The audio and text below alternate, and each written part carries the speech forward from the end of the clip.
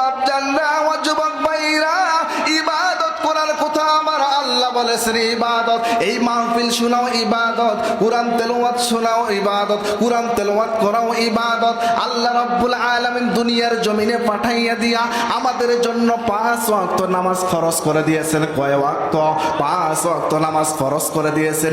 দুনিয়ার জমিনে কত অসংখ্য কাজ, দুনিয়ার জমিনের কত কাজ আমাদের দ্বারাই সমাপ্তি হইয়া যায়। হায় হায়, বড় বড় বিল্ডিং তৈরি হয়, ওই যে বিল্ডিং এর মধ্যে ওঠে ওঠে আল্লাহর বান্দা আর বান্দিরা কাজ করে, কোনো কষ্ট মনে হয় না। সিমেন্টের বস্তাগুলো মাথায় লইয়া লইয়া ওই বিল্ডিং এর মধ্যে যায়, প্রচন্ড রোদ মাথার উপর। ওই জমিনের মধ্যে আল্লাহর বান্দার বান্দিগুলি ধান কাটাকাটি করে করে কিনা জমিনের মধ্যে কত ফসল আদি ফলায়। হায় হায়, তারপরও তারা কিন্তু তখন কষ্টবোধ মনে করে না। কিন্তু 5 বার মুয়াজ্জিন সাহেব মসজিদের মধ্যে আজান দেয়, হায় হায়, মাথার উপর ফ্যান চলে, এসি চলে, আল্লাহর বান্দা আর বান্দিগুলির নামাজ পড়তে গড়িমসি শুরু করে দেয়। অথচ আমার আল্লাহর পয়গাম্বর ঘোষণা দেয়, সর্বপ্রথম আগে ওই নামাজের ওই হিসাব লওয়া হবে। নামাজের হিসাব যদি ঠিক হইয়া যায় তাহলে বাকি আমলগুলো, বাকি হিসাবগুলো সহজ হয়ে যাবে। এই জন্য 5 ওয়াক্ত নামাজ পড়ার দরকার আছে না? এই রে, 1 কাপ বিস্কুট, 1 কাপ চার জন্য কতই স্লোগান দেই, আমার ভাই, তোমার ভাই, অমুক ভাই, তমুক ভাই, দেই কিনা? কিন্তু আল্লাহ জবান দিল এই কোরআনের জন্য, আমাদেরকে এই জবানটাকে বিলীন করে দেওয়ার দরকার। কথা বলেন ঠিক কিনা? কারণ মুসলমানের আহংকার আর আওয়াজ শুনে বামপন্থী রামপন্থীরা পালানোর দিশা পাবে না। কথা বলেন ঠিক কিনা? এই জন্য আমরা শুকরিয়া আদায় করি। শুকরিয়া আদায় করলে লাভ কি? আমার আল্লাহ রাব্বুল আলামিন সুন্দর করে জানাইয়া দেয়, লা ইন শাকারতুম লা আযীদান্নাকুম ওয়া লা ইন কাফারতুম ইন্না আযাবী লাশাদীদ। আল্লাহু আকবার। যখন এই কোরআন কারীমের আয়াতে কারিমা তেলাওয়াত আমাদের কানের মধ্যে আসবে, মালিককে আমরা ডাক দিয়ে বলবো আল্লাহু আকবার, আল্লাহু আকবার। একবার যদি কেউ ওই মালিকরে আল্লাহ আল্লাহ বলে ডাক দেয়, একবার আল্লাহ বলে ডাকার সঙ্গে সঙ্গে 40টা নেকি তার আমলনামায় আমার মালিক দান কইরা দেয়। আল্লাহ রাব্বুল আলামিন সূরা ইব্রাহিমের মধ্যে ঘোষণা করে দেয়, লা ইন শাকারতুম লা আযীদান্নাকুম ওয়া লা ইন কাফারতুম ইন্না আযাবী লাশাদীদ। আল্লাহ রাব্বুল আলামিন বলেন, বান্দা ও আমার বান্দিরা, এই দুনিয়ার জমিনে আমি তোমারে কত সুন্দর বানাইলাম, কত অসংখ্য নিয়ামত দান করে তোমাদেরকে এই দুনিয়ার জমিনে পাঠাইলাম। এই দুনিয়ার জমিনে যাওয়ার পরে তোমরা যদি আমি রবের দানকৃত নিয়ামতগুলো উপভোগ করার পরে জবান দিয়ে শুকরিয়া আদায় করে বলো আলহামদুলিল্লাহ, আমার মালিক আল্লাহ বলেন তোমাদের জন্য আমার নিয়ামত আমি আল্লাহ বাড়াইয়া দেই। বলুন না সুবহানাল্লাহ। শুধু তাই না, আমার আল্লাহ এত সুন্দর করে জানাইয়া দিয়েছে, যারা নিয়ামতের শুকরিয়া আদায় করবে তাদের নিয়ামতের কোনো কমতি হবে না। যারা নিয়ামতের শুকরিয়া আদায় করে না, নিমক হারামের মতো নিয়ামতগুলো উপভোগ করে কিন্তু মালিকের কোনো শুকরিয়া আদায় করে না, কৃতজ্ঞতা প্রকাশ করে না, আমার রব আল্লাহ বলেন তাদের কাছ থেকে আমার নিয়ামত কারিয়ে নেই। চিল্লাইয়া বলুন না নাউযুবিল্লাহ। শুধু তাই না, আমার মালিক আল্লাহ বলেন ইন্না আযাবী লাশাদীদ, তাদের জন্য আমি রব কঠিন আযাবের ব্যবস্থা করে রেখে দিয়েছি। নাউযুবিল্লাহ। ও বাপজান, ও যুবক ভাইরা, ও পর্দার মারা, পায়ে হাত দিয়ে ওর রোজ জানাই আল্লাহ রাব্বুল আলামিন কত অসংখ্য নিয়ামত দান করেছে। এই নিয়ামতের শুকরিয়া যদি আমরা জীবন ভর আদায় করি, তারপর মালিকের নিয়ামতের শুকরিয়া আদায় করে আমরা শেষ করতে পারবো না। পারবো কি? পারবো না।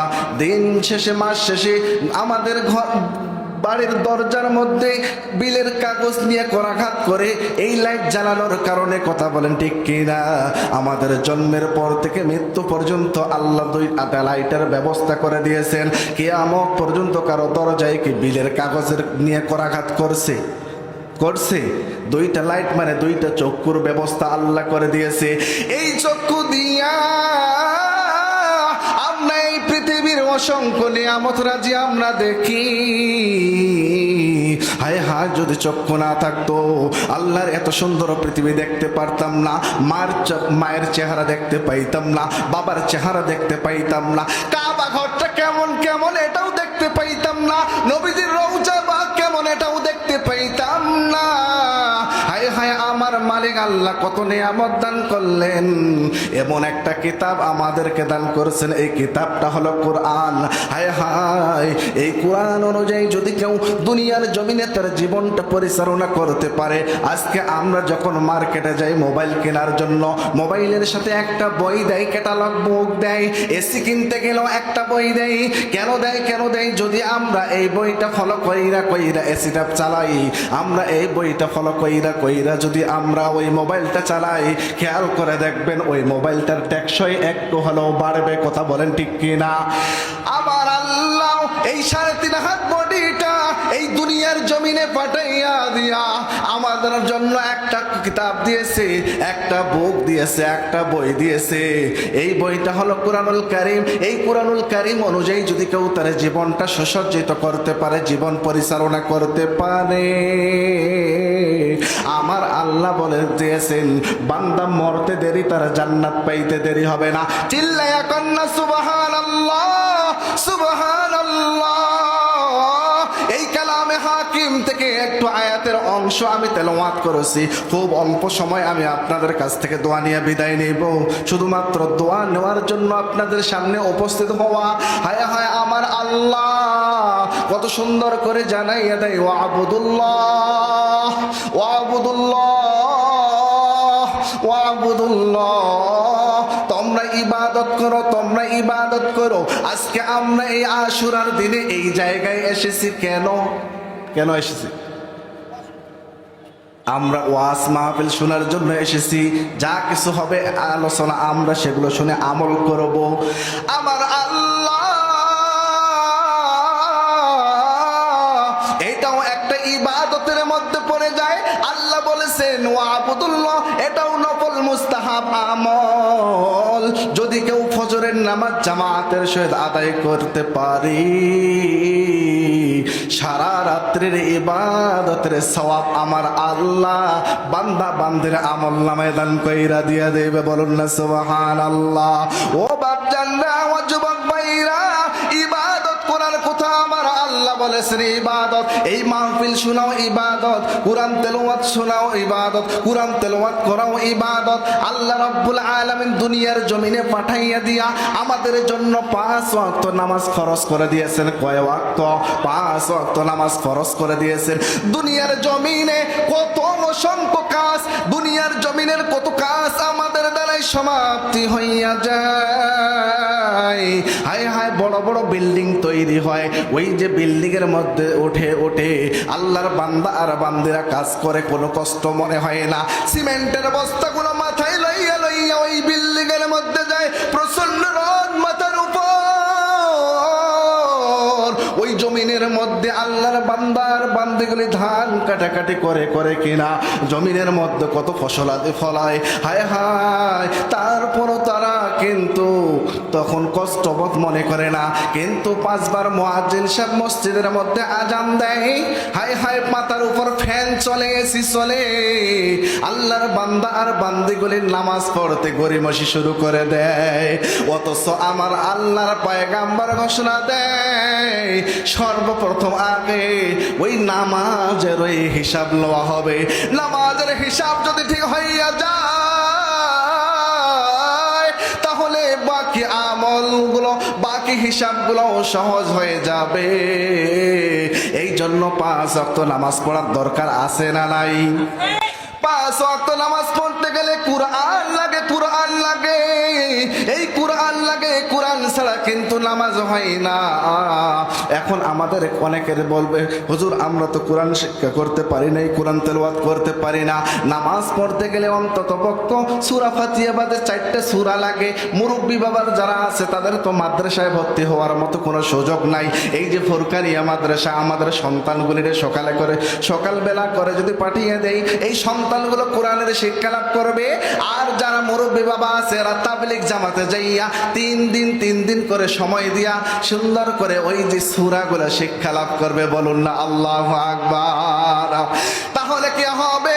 পেরেশানি থাকবে না, চিন্তা থাকবে না, তারা নামাজ আদায় করতে পারবে। কুরআনুল কারীমের একটা সূরা যদি তেলাওয়াত করে, একটি হরফ তেলাওয়াত করবে কিংবা শ্রবণ করবে, সঙ্গে সঙ্গে 10টি নেকি বান্দা আর বান্দির আমলনামায় আমার রব লিপিবদ্ধ কইরা দেয়। বলুন না সুবহানাল্লাহ। ওয়া আবুদুল্লাহ, আল্লাহ বললেন ইবাদত করো, ওয়ালা তুশরিকু বিহি শাইআ, ওই মালিকের সাথে কোনো কিছুর দ্বারাই শিরিক করো না, শিরিক করো না, শিরিক করো না, সমকক্ষ করো না। আজকে আমরা কোথায় কোথায় বলি ওই ডাক্তার আমারে ভালো করেছে, গাভীর দুধ না হলে আমার জীবন পরিচালনা করা বড় কষ্টকর হয়ে যাইতো, মোর দোকানটা না হলে মই মরে যাই। কথা বলেন ঠিক কিনা? বলে কিনা? ধানগুলো না হলে বড় পেরেশানির মধ্যে পড়ে যাইতাম। এইভাবে কিন্তু আমরা বলি না, দোকানের কোনো ক্ষমতা নাই, গাভীর দুধের কোনো পাওয়ার নাই, ডাক্তারের কোনো ক্ষমতা নাই। আমরা যদি বলতাম ওই ডাক্তারের ওসিলায় আমার রব আমাকে সুস্থতা দান করেছে, দোকানের ওসিলায় রিজিকের ব্যবস্থা করে দিয়েছে, জমিনের ধানের ওসিলায় আল্লাহ আমার রিজিকের ব্যবস্থা করে দিয়েছে, তাহলে কিন্তু কোনো কিছুর দ্বারায় আর শিরিক করা হতো না। কথা বলেন ঠিক কিনা? আজকে দুনিয়ার জমিনে হায় হায় অসংখ্য আল্লাহর বান্দা আর বান্দিগুলি খেয়াল করে দেখবেন কোথায় কোথায় আল্লাহর সাথে শিরিক করে বসে। কথা বলেন ঠিক কিনা? আল্লাহ রাব্বুল আলামিন সে কথাই বলেন, ওয়াবুদুল্লাহ, তোমরা ইবাদত করো। আল্লাহর বান্দা আর বান্দিগুলি ইবাদত করতে চায় না, এখন গাফেল হয়ে যায়, গাফেল হয়ে যায়। কারণ একটাই, কোরআনের শিক্ষা না থাকার কারণে। আজকে যদি কোরআনের শিক্ষা ঘরে ঘরে থাকতো, আগেকার দাদি আর নারীরা সুন্দর করে কোরআনুল কারীম তেলাওয়াত করতো, ফজরের নামাজ আদায় করার পর ইয়াসিন আর রহমান এইভাবে আল্লাহর বান্দিগুলি তেলাওয়াত করতো। এখন আমাদের ঘরে ঘরে থেকে সকালবেলা করে সুন্দর করে টেলিভিশনের আওয়াজ পৌঁছায়। কথা বলেন ঠিক কিনা? আগেকার দাদি আর নারীরা সুন্দর করে ফজরের নামাজ আদায় করার পরে সুন্দর করে গুনগুন করে কোরআনুল কারীম তেলাওয়াত করতো, ইয়াসিন ওয়াল কুরআনিল হাকিম আর রহমান, এইভাবে তেলাওয়াত করতো কিনা? কিন্তু এখন সকালবেলায় সুন্দর করে চালু হয়ে যায় টেলিভিশন। কথা বলেন ঠিক কিনা? সন্তানগুলো দেখবেন খানা খাইতে চায় না, ছোট্ট ছোট্ট সোনামণিগুলি, তখন কি করে মাগুলো এখন মোবাইলটা চালু করে দিয়ে কয়, বাপজান নেও ডোরিমন দেখো, ডোরিমন দেখো। কথা বলেন ঠিক কিনা? বলে না এরকম নাই? এই যে ছোট্ট সোনামণিগুলিকে আজকে ছোট্ট থাকতেই তাকে ডোরিমনের দিকে আসক্ত করেছে। আস্তে আস্তে যখন বড় হয়ে যায়, এই সন্তান কোরআন থেকে বিমুখ হয়ে যায়, আস্তে আস্তে মোবাইলে আসক্ত হয়ে যায়। বয়স যখন 14 থেকে 18 বছরে পৌঁছে যায়, তখন সে সকিনার দিকে ঝুঁকে আর ঝুঁকে। কথা বলেন ঠিক কিনা? মিথ্যা কথা কইলাম? আমরাই তাদেরকে সুযোগ করে দিলাম, আমার সন্তানগুলিকে কোরআন থেকে বিচ্ছিন্ন করে দিলাম। কোরআনের শিক্ষা যদি তাদেরকে দিতাম, তাহলে এই সন্তানগুলো কখনো গুনাহের কাজের সাথে লিপ্ত হতো না। কথা বলেন ঠিক কিনা? আমার আল্লাহ বলতেছেন, ওয়াবুদুল্লাহ ওয়ালা তুশরিকু বিহি শাইআ, তোমরা ইবাদত করো, ইবাদত করো, তোমরা মালিকের সাথে শিরিক করো না। ওয়াবিল ওয়ালিদাইনি ইহসানা, ওয়াবিল ওয়ালিদাইনি ইহসানা, এই কুরআনুল কারীম যদি তাদের সিনার মধ্যে যদি থাকতো, খেয়াল করে দেখবেন তাদেরকে নামাজের কথা বলতে হতো না, কোরআন তেলাওয়াতের কথা বলতে হতো না। এবং অধিকাংশ পরিবারের মধ্যে এখন সন্তানগুলির দ্বারা আক্রান্ত হয় তাদের মা আর বাবা। কথা বলেন ঠিক কিনা? অধিকাংশ পরিবারে এখন বাবা মা সন্তানের বিরুদ্ধে কথা বলে যে আমার সন্তান হুজুর, আমার সন্তান আমার ভাত দেয় না। যখন সন্তানগুলো ছোট্ট ছিল, মা কান্না করতো আমার সন্তান ভাত খায় না বলিয়া, আর এখনো মা কাঁদিতেছে, বড় হয়েছে সন্তান, তারপরও আমার সন্তান আমার ভাত দেয় না বলিয়া। কথা বলেন ঠিক কিনা? নাই মনে হয় আমাদের এলাকায় নাই? এটা তো আমাদের এই এলাকা, আমি তো ভালো করে জানি। আছে না নাই এরকম? আজকে যদি কোরআনুল কারীমের শিক্ষা যদি আমাদের ঘরে ঘরে বাস্তবায়িত হতো, তাহলে কখনো এই সন্তানগুলি মা আর বাবাকে, যেই মা 10 মাস 10 দিন গর্ভে ধারণ করে আদর সোয়াগ করে লালন পালন করে বড় করে তুলল, এই মাকে কখনো কোনো সন্তান আঘাত দিতে পারতো না। কথা বলেন ঠিক কিনা? আজকে লেখাপড়া মানে করাইয়া আজকে চাকরি পাওয়ার পরে সন্তানগুলো মারে ভুলে যায়, বাবারে ভুলে যায়, মা বাবারে বুড়া আর বুড়ি বলে ডাকে। কথা বলেন ঠিক কিনা? না না না, মাকে কষ্ট দেওয়া যাবে না। আমার নবী ঘোষণা দিয়েছে, হুমা জান্নাতুকা ওয়া নারুকা, তোমার মা আর বাবা তোমার জন্য জান্নাত, তোমার মা আর বাবা তোমার জন্যই জাহান্নাম। শুধু তাই না, অপর হাদিসে আমার নবী ঘোষণা দেয়, কোন সন্তান যদি মা আর বাবার দিকে যদি নেক দৃষ্টিতে একবার তাকায়, সঙ্গে সঙ্গে একটি কবুল ওমরা হজের সওয়াব বান্দা আর বান্দির আমল নামায় আমার আল্লাহ দান কইরা দেয়। বলুন না সুবহানাল্লাহ। আজকে দুনিয়ার জমিনে সন্তানগুলো বাবারে বাবা বলে ডাকে না, বুড়া বলে ডাক দেয়, মা রে মা বলে ডাকতে চাই না, বুড়ি বলে ডাক দেয়, শ্বশুর আর শাশুড়িরে গাল ভরে ডাকে আব্বা আর আম্মা। কথা বলেন ঠিক কিনা? তাদেরকে আব্বা আম্মা বলে ডাক দেন, বাধা নাই। মা আর বাবার মতো সম্মান করেন, কোনো বাধা নাই। কিন্তু যারা জন্ম দিলেন, জন্মদাতা মা আর বাবাকে কষ্ট দিয়া শ্বশুর শাশুড়িকে গাল ভরা ডাক দেন, এটা কোন আইন? কথা বলেন ঠিক কিনা? হ্যাঁ, আছে না এরকম? আছে না? অনেক মা আর বাবা চিকিৎসার অভাবে দুনিয়ার জমিন থেকে বিদায় নিয়ে চলে যাচ্ছে মালিকের ডাকে সাড়া দিয়া, কিন্তু শাশুড়ির একটি কপালটা গরম হলে বলে, আম্মা আপনার তো শরীরটা বড় প্রচন্ড জ্বলে যাচ্ছে, চলেন চলেন চলেন মেডিকেলে ভর্তি করে। কথা বলেন ঠিক কিনা?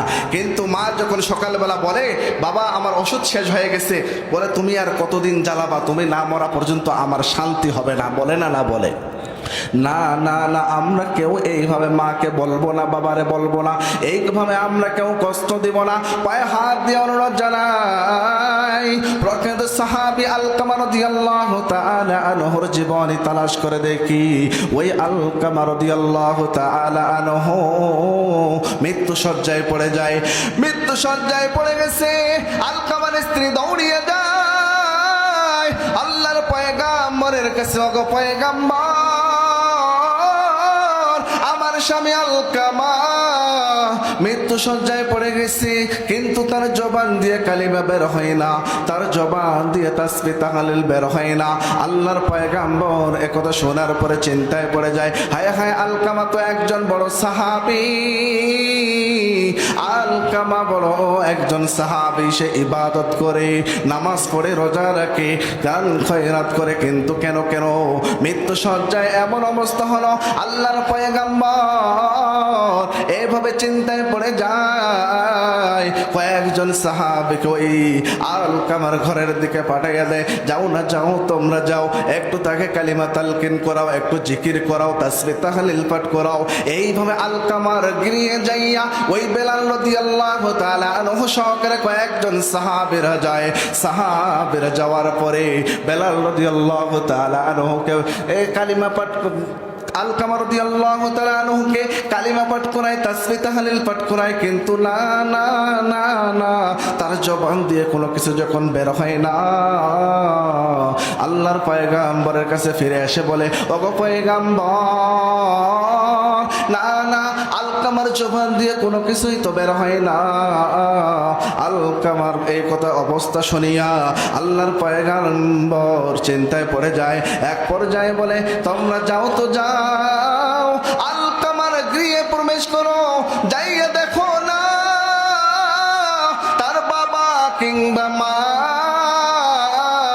জীবিত আছে নাকি মৃত, তোমরা একটু খবর নাও, যারা জীবিত আছে তাদেরকে নিয়ে আসো। এইভাবে আল্লাহর পয়গাম্বর ঘোষণা দেয়। আলকামার ঘরে প্রবেশ করিয়া সাহাবীরা দেখে আলকামার বাবা জীবিত নাই, আলকামার মা জীবিত আছে।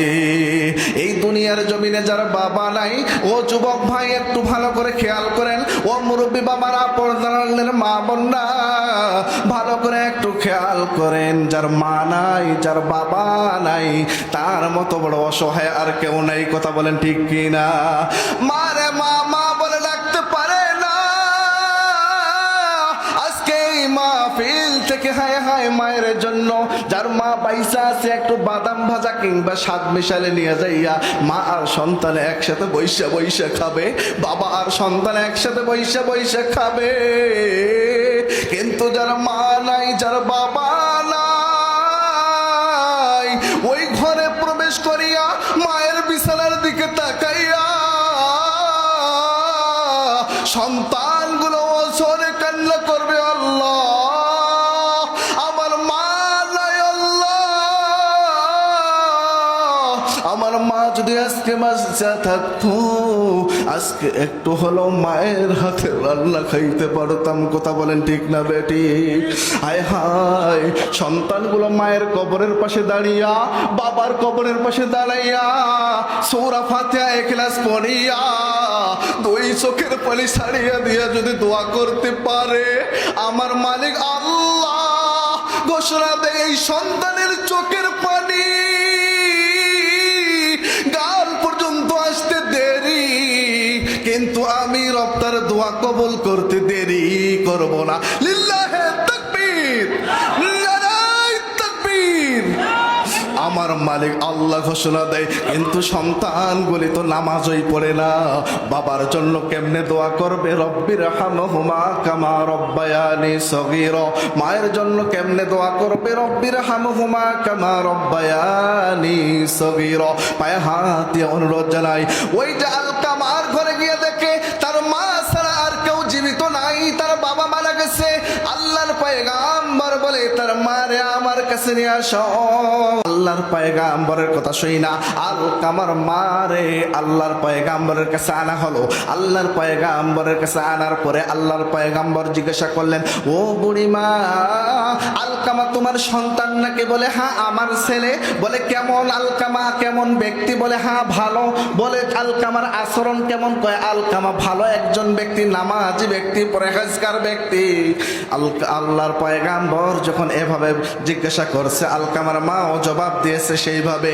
আল্লাহর পয়গাম্বরের কথা শুনিয়া আলকামার মা বলে, হুজুর আমি কিন্তু আমার সন্তানের সঙ্গে এক ঘরে বসবাস করি না। আল্লাহর পয়গাম্বর এ কথা শুনিয়া বলে, কেন কেন, কি সমস্যা?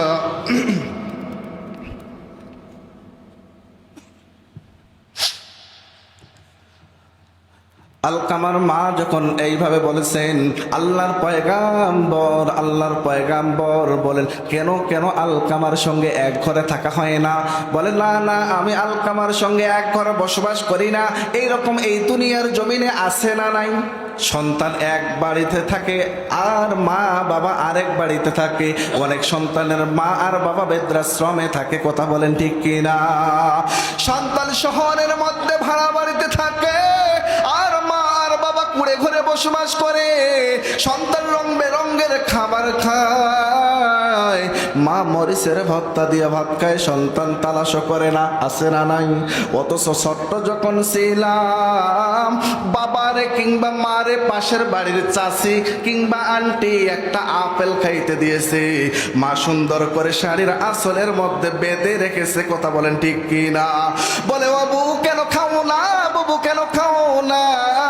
বলে না, এটা আমার আব্দুল্লাহরে দিব, তারপরে আমি খাবো। ও ভাই, তুমি কেমনে তোমার মারে তোমার বাবারে কষ্ট দিয়া তুমি সুখে থাকার চেষ্টা করো? এই দুনিয়ার জমিনে মা আর বাবারে কষ্ট দিয়া কোনো সন্তান সুখী হতে পারবে না। এটা আমার কথা না, আমার নবীর কথা, আমার আল্লাহর কথা। এই সাহাবের জীবন থেকে শিক্ষা নেই।